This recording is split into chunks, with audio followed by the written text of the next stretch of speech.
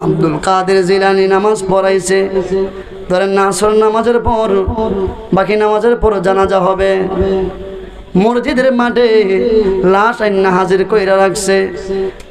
যেই লোক মারা গেছে ওই লোকের দুইটা সন্তান কাডিয়ার সামনে দাঁড়ায় বাবা করে কান্দে। আমার হুজুর গাউসে পাক বলতেছে তোমরা কেন কান্দো? বলে আমাদের বাবা মারা গিয়েছে।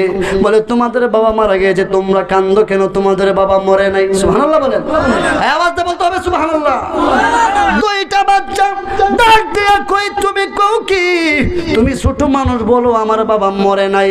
এলাকার মধ্যে মাইকিং হয়ে গেছে আমার বাবা মারা গেছে, আমার বাবার গোসল করানো হয়ে গেল, কাফন হয়ে গেছে, এখন কিছুক্ষণ পর জানাজা হইবে, দাফন হবে। মারাবা কই আমার হুজুর গাউসে পাক ডাক দিয়া কই তোমরা কান্দো না, তোমার বাবা মরে নাই। ওই দিক দিয়ে যখন আবু সালে মুসা জঙ্গির নামাজ শেষ হয়ে গেল, আবু সালে মুসা জঙ্গি যখন আসলো নামাজ জানাজার নামাজ পড়ানোর জন্য রেডি হয়ে গেছে, কাতার গুলা দাঁড়াইয়া গেছে, মানুষ কাতারে কাতারে লাইন দইরা দাঁড়াইয়া গেছে। আবু সালে মুসা জঙ্গি কি করবে? জানাজার নামাজ পড়াইবে।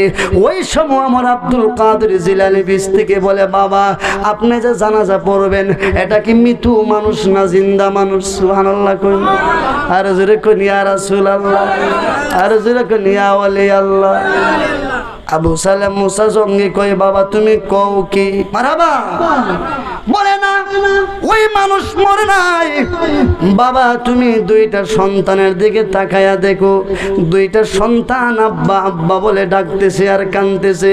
আমি গাউসে পাক আব্দুল কাদেরের মায়া লাগছে, তোমার কি মায়া লাগে নাই? ওই কথা যখন বললো রে বাবা, আমার গাউসে পাক ডাক দিয়া কই আব্বা গো আপনার কি মায়া লাগে না? আপনি কেমনে আপনি জিন্দা মানুষের জানাজাটা কইয়া দিতেছেন? সুবহানাল্লাহ কইল। ওই কথা যখন বললো মুসল্লিরা বলতেছে হাই হাই, বাপে বলে লোক মারা গেছে, সন্তানে বলে লোক জিন্দা। সুবহানাল্লাহ কইল। আল্লাহুম্মা সাল্লি আলা সাইয়্যিদ ডিস্টার্ব করেছো দিবানিশি মনে রে আমার রে দি না যন্ত্রণা বলেন দিবানিশি মনে রে আমার রে দে দনে যদি হইতাম দনিক যাইতাম সোনার মোদি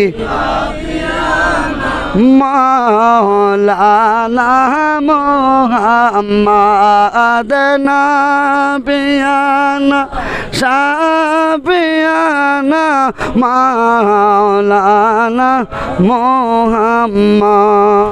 আমার হুজুর গাউসে পাক মনে আছেনি জানাজার সামনে দাঁড়ায়া ডাক দিয়া বলে বাবা গো যে লোকের জানাজা করতেছেন ওই লোক মরে নাই। কি হয় নাই? মরে নাই। 400-500 মুসল্লিরা বলে সন্তানে কই লোকটা মরে নাই, বাবা গো মইরা গেছে। তাহলে বোঝা গেল বাবার থেকে শক্তিশালী সন্তান। কথা কোন ঠিক না বেটি?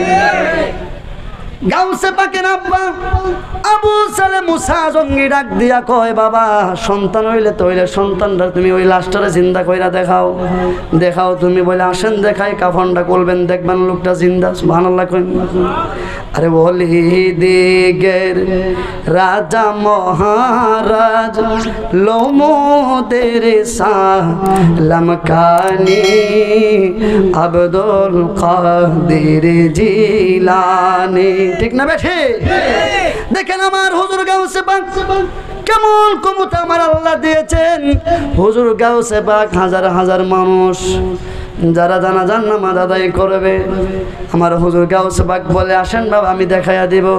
যখন রে বাবা কাফনটা মুখ থেকে খুললো, খোলার পর তাকাইয়া দেখে ওই লাশটা যেই মাত্র দাফনটা খোলা কার কাফনটা খোলা হয়েছে, মুস্কি হাসি দিয়া খাটিয়াতে বসায় বৈশা রয়েছে। জোরে বলেন সুবহান। আওয়াজ করে বলেন ইয়া রাসূলুল্লাহ। আমার গাউসে পাক শুধু তার ওই যে কাফনটা সাদা কাফন প্রথমটা মুখ থেকে সরাইছে, একটা হাসি দিয়ে গাউসে পাক বলে বৈশা গেছে। জোরে কোন সুবহানাল্লাহ। আওয়াজ করে কোন ইয়া রাসূলুল্লাহ, ওলিদের ক্ষমতা আছে না নাই?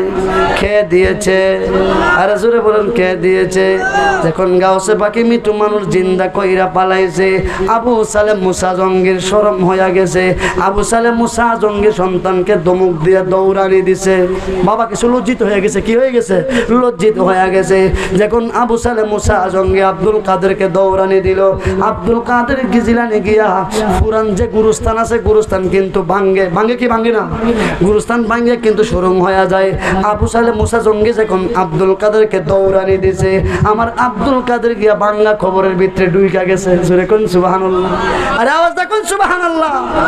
আমার হুজুর গাউসে পাক দূর বাইরে গিয়া বাংলা খবরের গুরুস্থানের ভিতরে ঢুইকা গেছে। আবু সালেম মুসা জঙ্গি চিন্তা করে হাই হাই যে বাংলা গুরুস্থানে ঢুইকা গেছে, কোনো বিপদ হইতে পারে। বলে বাবা তোমার কোনো কিছু করবো না, তুমি ওই জায়গা থেকে বাহির হয়ে যাও। ওই জায়গার মধ্যে ওই মুরাডার মধ্যে 40টা গুরুস্থান ছিল। এমন কথা বলার পর আমার হুজুর গাউসে পাক বলে, ও আব্বা গো আবু সালেম মুসা জঙ্গি, আমার যদি আপনি কোনো কথা বলেন বা দমক দেন, তাহলে এই গুরুস্থানে 40টা গুরুস্থান আছে, 40টা মুর্দা আমি নিয়ে সামনে আসবো। জোরে বলেন সুবহানাল্লাহ। ওলিদের ক্ষমতা আছে না নাই?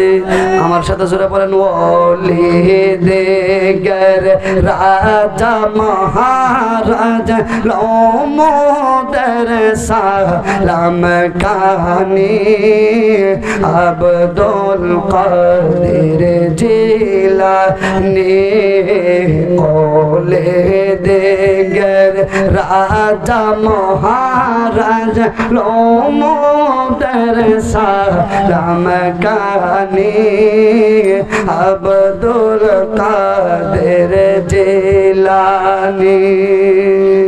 মুসিবত পড়ে আমরা ডাকি তোমায় দোস্তগীর, মুহূর্তে উদ্ধার করেন ওগো মুদের বড় পীর, ওগো মুদের বড় পীর।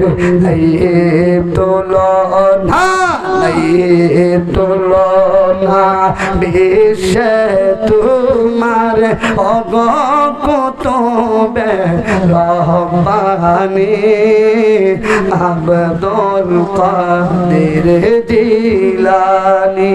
ঠিক না?